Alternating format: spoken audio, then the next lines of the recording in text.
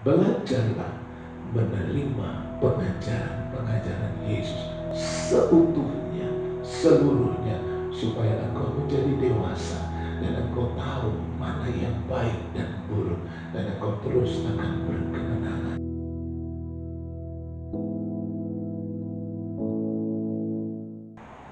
Puji Tuhan, kita bersyukur kepada Allah, Tuhan dan Juru Selamat kita, itulah Tuhan Yesus Kristus, yang sudah memperkenankan kita kembali untuk melihat kepada firman Tuhan. Pada kali ini kita melihat sebuah judul, berapa lama lagi? Ini adalah sebuah pertanyaan dari Tuhan Yesus kepada murid-murid ketika Tuhan Yesus melihat bahwa murid-murid ini tidak bisa menolong orang yang sedang membutuhkan pertolongan.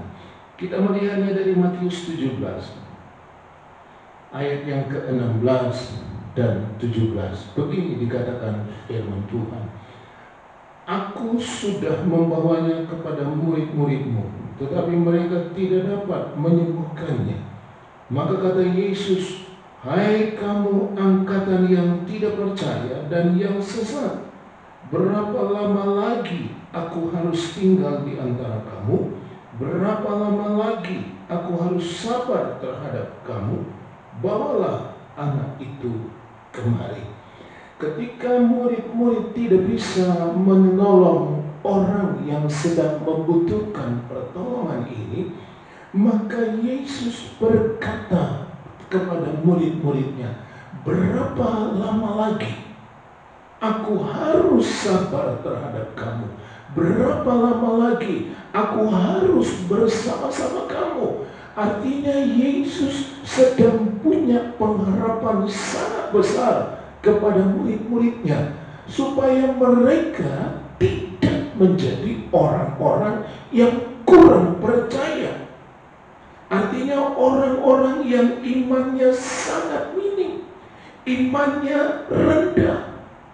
Tetapi Yesus punya pengharapan bahwa murid-murid ini akan punya iman yang hidup. Iman seperti biji sesawi yang memberikan kehidupan.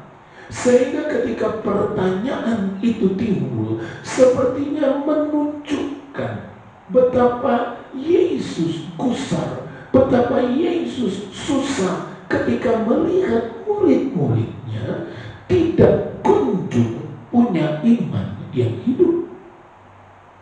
Betapa susahnya Yesus ketika melihat murid-muridnya terus-menerus dengan kondisi yang kurang percaya, atau faithless bahasa Inggris, imannya minim sekali. Itu sebabnya keadaan itu menyusahkan Tuhan. Iman yang tidak berkembang, iman yang tidak bergerak menuju iman yang hidup, itu menyusahkan Tuhan. Kita lihat penyebabnya, saudara. Kita datangi Yohanes 6 ayat yang ke-26 dan 27. Yesus menjawab mereka, Aku berkata kepadamu, sesungguhnya kamu mencari aku bukan karena kamu telah melihat tanda-tanda, melainkan karena kamu telah makan roti itu dan kamu kenyang. Bekerjalah bukan untuk makanan yang akan dapat binasa, melainkan untuk makanan yang bertahan sampai kepada hidup yang kekal, yang akan diberikan anak manusia kepadamu, sebab dialah yang disahkan oleh Bapa Allah dengan meterainya. Ketika orang-orang banyak mencari Yesus dan bertemu dengan Yesus, mereka berkata, Guru, kapan engkau tiba di tempat ini? Yesus berkata, kamu mencari saya, kamu mencari aku karena kamu sudah makan roti menjadi kenyang. Bukan karena tanda-tanda yang menunjukkan siapa Yesus, yang menunjukkan kebesaran Yesus, yang menunjukkan kuasa Yesus, sehingga mereka bisa menjadi orang-orang yang percaya, punya iman yang hidup. Tapi mereka mencari Yesus. Kemana Yesus pergi, mereka ikut ke sana adalah karena roti. Artinya saudara-saudara, mereka tidak pernah bisa bertumbuh imannya, tidak pernah berkembang imannya, karena mereka mencari Yesus hanya karena roti. Roti ini menunjukkan perkara-perkara daging dan jasmani. Pada peristiwa di padang gurun ketika bangsa Israel minta kepada Tuhan diberi daging, mari kita lihat bagaimana mereka menanggapi daging yang diberikan Tuhan itu. Bilangan 11 ayat 33. Selagi daging itu ada di mulut mereka, sebelum dikunyah, maka bangkitlah murka Tuhan terhadap bangsa itu, dan Tuhan memukul bangsa itu dengan suatu tulah yang sangat besar.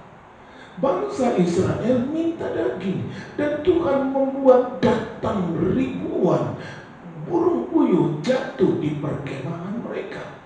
Dan ketika mereka melihat daging burung puyuh itu, dikatakan di dalam firman Tuhan, selagi daging itu di mulut mereka, tangan mereka semua memegang daging, maka Tuhan menjadi muak melihat mereka. Kenapa? Karena mereka seperti orang yang tidak pernah tahu makan daging yang enak. Saudara, mereka sudah termasuk orang-orang yang hanya mikiri kedagingan. Dan Tuhan marah, Tuhan menulahi bangsa itu karena mereka sudah terjebak dalam hawa nafsu rakus. Saudara, kedagingan berbicara memenuhi keinginan jasmani saja. Kalau kita kembali kepada murid-murid, Matius 16 mencatat begini, saudara. Matius 16, murid-murid itu selalu dalam pikirannya adalah masalah roti. Matius 16 ayat 7 dan 8. Maka mereka berpikir-pikir, dan seorang berkata kepada yang lain, itu dikatakannya karena kita tidak membawa roti. Dan ketika Yesus mengetahui apa yang mereka perbincangkan, ia berkata, mengapa kamu memperbincangkan soal tidak ada roti? Hai orang-orang yang kurang percaya.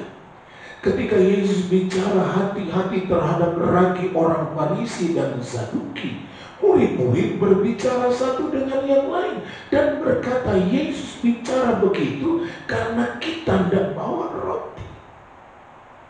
Nah, saudara-saudara, lihatlah betapa pikiran, betapa yang ada di benak dari murid-murid hanyalah soal roti dan jasmani. Nah, kalau ini yang menjadi motivasi, yang menjadi tujuan kemana kita pergi mengikut Yesus, kemana murid-murid ada mencari Yesus, maka mereka tidak akan pernah menjadi orang-orang yang memiliki iman yang hidup.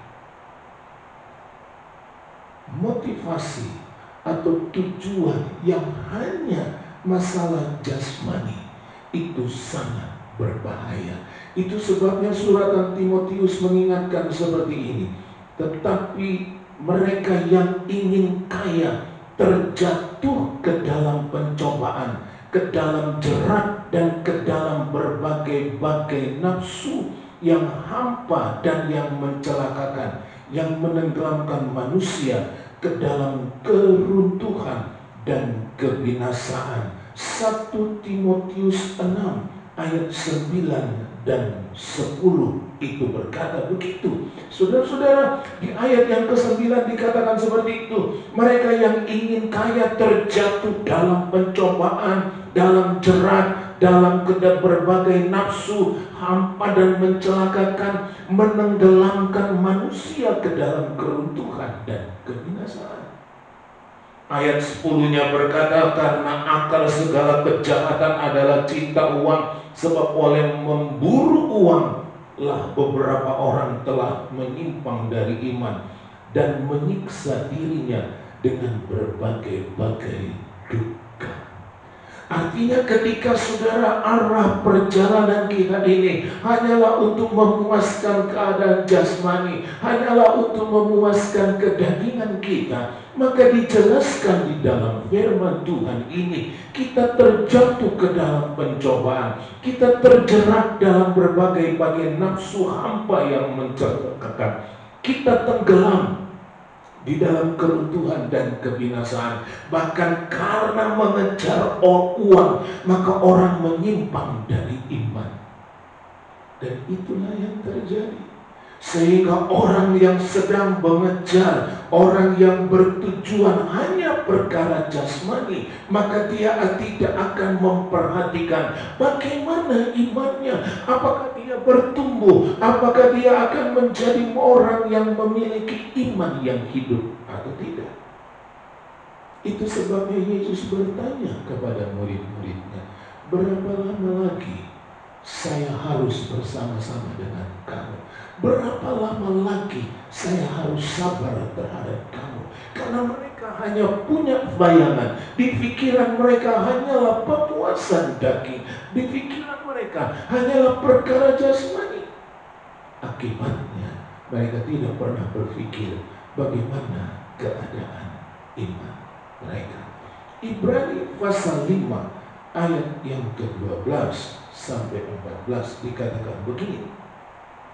Sebab sekalipun kamu ditinjau dari sudut waktu sudah seharusnya menjadi pengajar, kamu masih perlu lagi diajarkan azas-azas pokok dari pernyataan Allah. Dan kamu masih memerlukan susu, bukan makanan keras.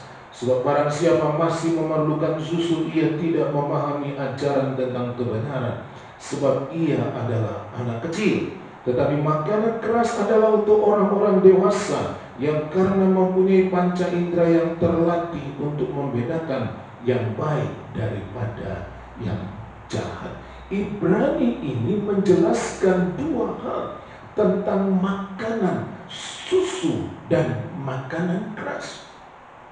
Kita digambarkan seperti anak-anak yang makan makanan keras. Kalau kita mau dewasa, kalau kita mau memiliki kehidupan yang punya iman yang hidup, maka kita harus berani makan makanan yang keras.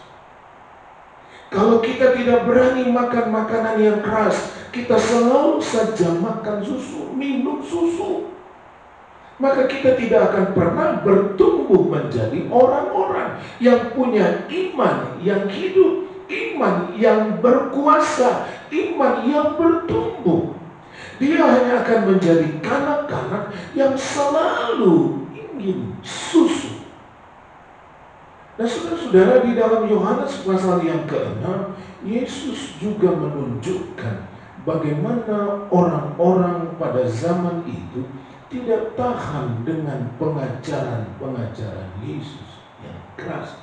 Yohanes 6 ayat yang ke-60, sesudah mendengar semuanya itu, banyak dari murid-murid Yesus yang berkata, perkataan ini keras, siapakah yang sanggup mendengarkannya?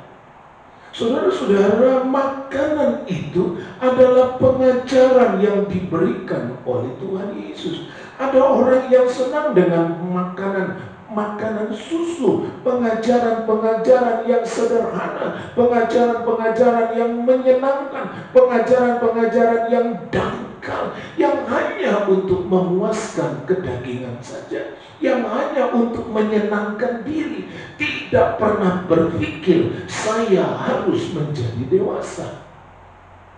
Tetapi makanan keras diberikan oleh Tuhan Yesus karena Tuhan ingin membuat murid-muridnya punya iman yang hidup.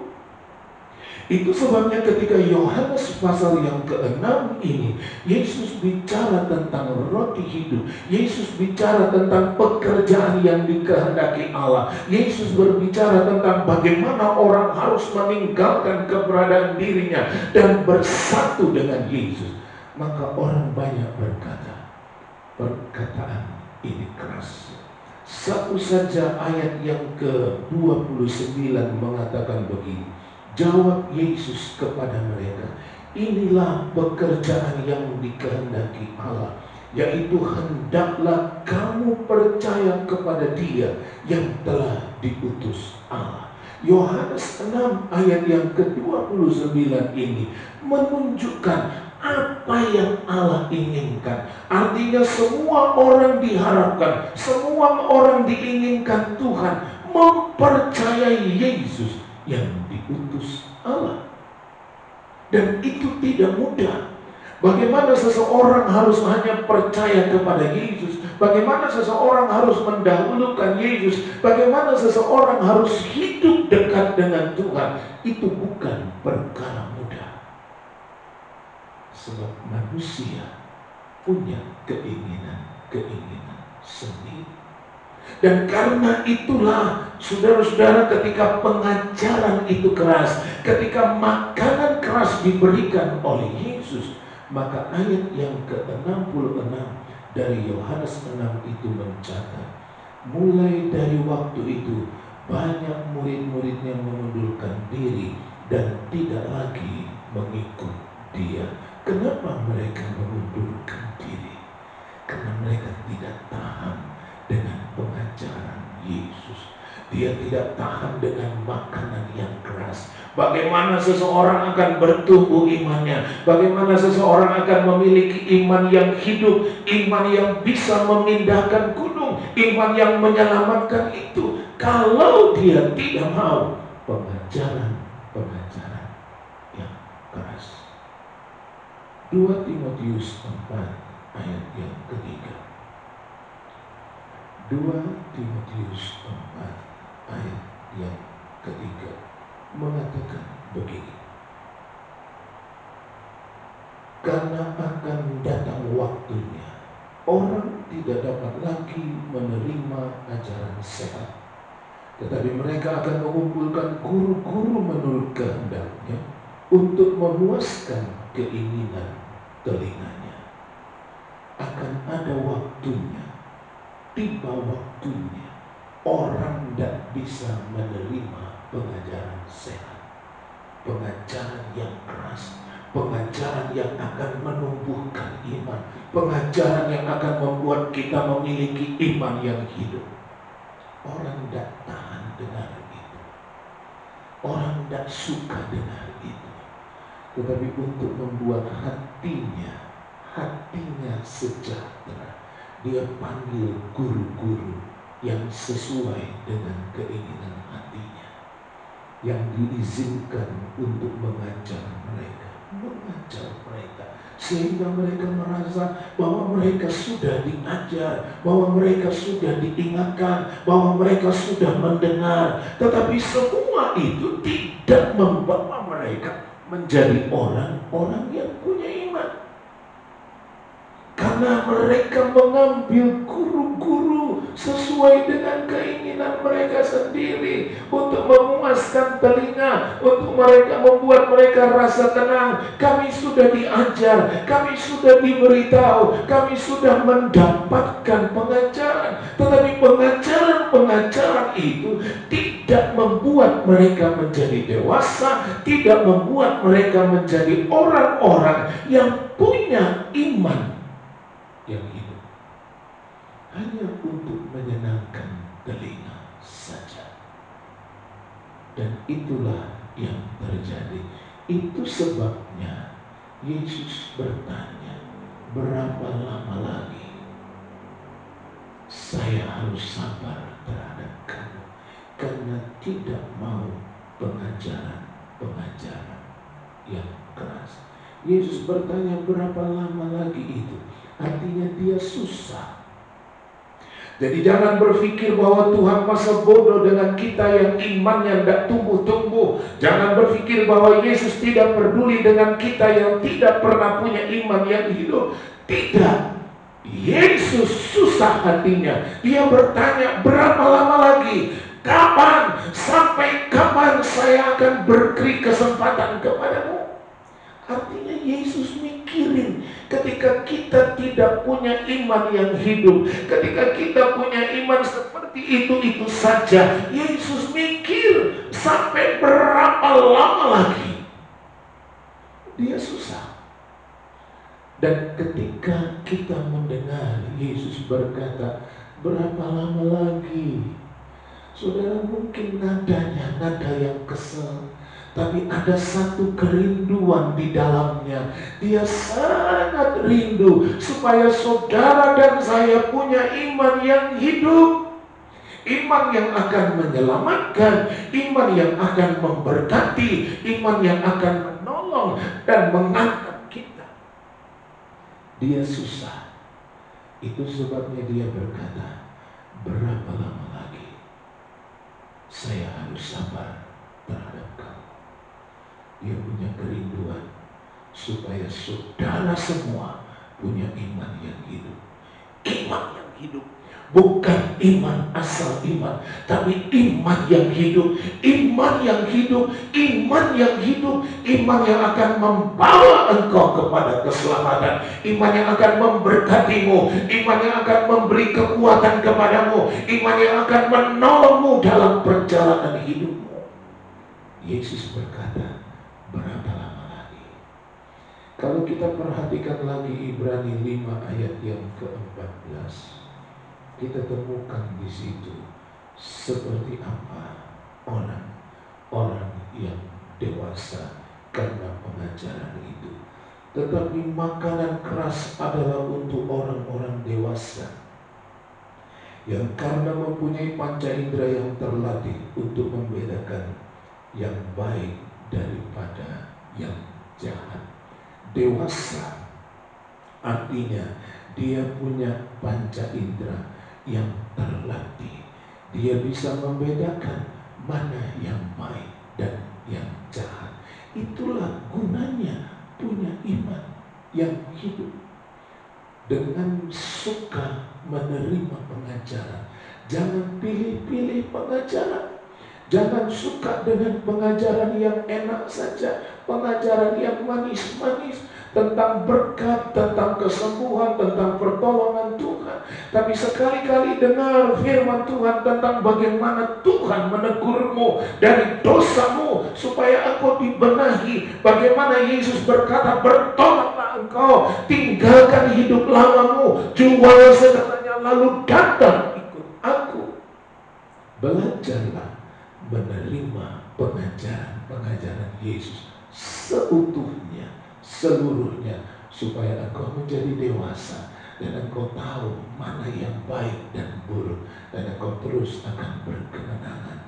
Yesus bertanya sekali lagi kepadamu, berapa lama lagi aku harus menunggumu? Berapa lama lagi aku akan dapat melihat imanmu, iman yang hidup? Berapa lama lagi aku harus menunggu supaya aku dapat menyaksikan engkau punya iman yang memberkatimu? Tuhan menolong kita semua. Kita datang kepada Tuhan.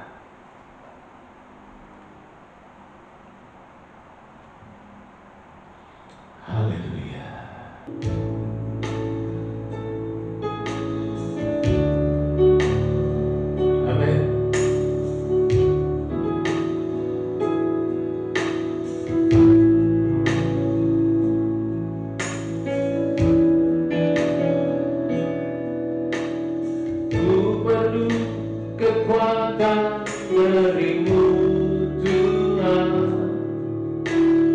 Ku perlu air hidup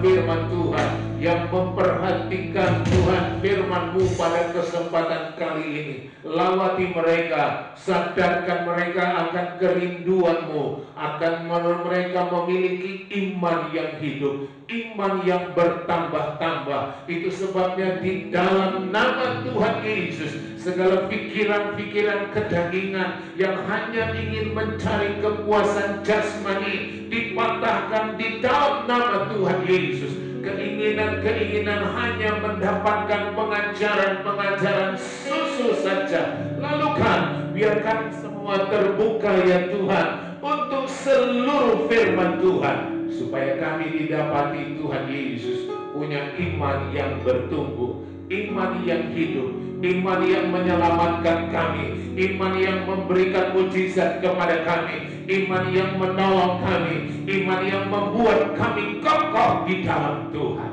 Terima kasih Tuhan. Ulurkan tangan-Mu Tuhan, di dalam nama Bapa, Anak laki-laki dan Roh Kudus. Tertumpanglah tangan Allah atas-Mu, sehingga Engkau dapat menerima kemenangan-Mu kali ini. Di dalam nama Tuhan Yesus, apa yang sedang Engkau gumulkan, apa yang Engkau sedang doakan, apa yang sedang Engkau harapkan dari Tuhan, sekarang di dalam nama Yesus Kristus, Tuhan menunjukkan kemurahan bagi-Mu, mengampuni dosa dan kesalahan kami ya Tuhan. Bangunkan kami, sadarkan kami betapa Engkau merindukan kami memiliki iman yang luar biasa, iman yang hidup itu Tuhan. Terima kasih Tuhan. Segala puji bagi Allah di dalam surga. Dalam nama Tuhan Yesus kami berdoa. Kemuliaan bagi Tuhan di tempat maha tinggi. Kau Raja diagungkan dan dipuji.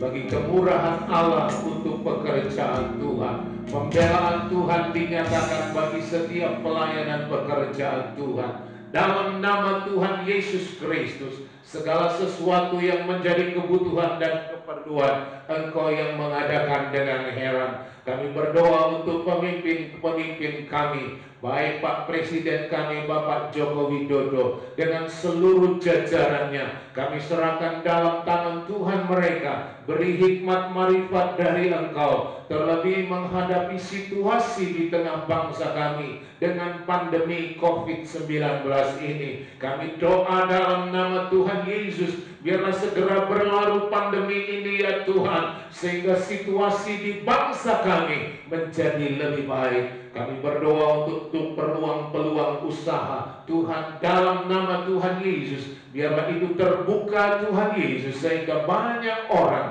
boleh tertolong karenanya. Terima kasih Tuhan, mengucap syukur untuk kebaikan Tuhan sampai hari ini. Kesehatan dan kemenangan Engkau berikan kepada kami. Terpujilah Tuhan sampai selama-lamanya. Mengampuni kami, dan biarlah kami selalu ada dalam sejahtera di hadapan Tuhan. Sekarang kekasih-kekasih di dalam Tuhan Yesus Kristus, terimalah berkat damai sejahtera dari Allah Bapa, kasih dan sayang dari Tuhan Yesus, serta persekutuan Roh Kudus ada pada kita hari ini sampai Maranatha, saat kita bertemu dengan Tuhan Yesus Kristus, kekasih jiwa itu. Dengan ucapan syukur dalam nama Tuhan Yesus, kami sudah berdoa dengan percaya. Haleluya, haleluya. Amin.